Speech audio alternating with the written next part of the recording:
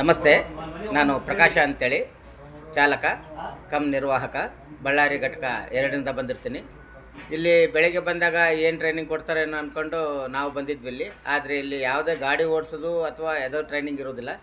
ಇಲ್ಲಿ ನಮ್ಮ ಚಾಲಕನ ಸಮಯ ಪ್ರಜ್ಞೆ ಹೆಂಗಿರಬೇಕು, ಅವನ ವ್ಯಕ್ತಿತ್ವ ಹೆಂಗಿರಬೇಕು, ಅವನ ಹವ್ಯಾಸಗಳು ಹೇಗಿರಬೇಕು, ಅವನು ಯಾವ ಥರ ಚಾಲನೆ ಮಾಡ್ಬೇಕನ್ನೋದನ್ನು ಸ್ಪಷ್ಟವಾಗಿ ತಿಳಿಸಿ ಹೇಳ್ಕೊಡ್ತಾರೆ.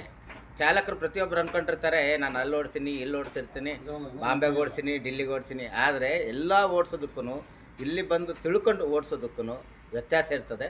ಪ್ರತಿಯೊಬ್ಬ ಚಾಲಕನಿಗೂ ಅತಿ ಮುಖ್ಯವಾಗಿ ಬೇಕಾಗಿರ್ತಕ್ಕಂಥ ಪ್ರೋಗ್ರಾಮ್ ಇದು.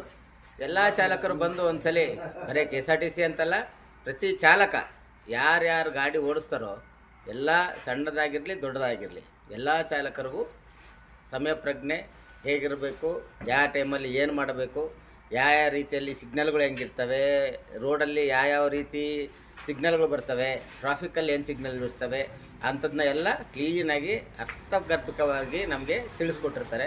ಅವರಿಗೆ ನಾವು ಧನ್ಯವಾದಗಳನ್ನ ತಿಳಿಸ್ತೀವಿ.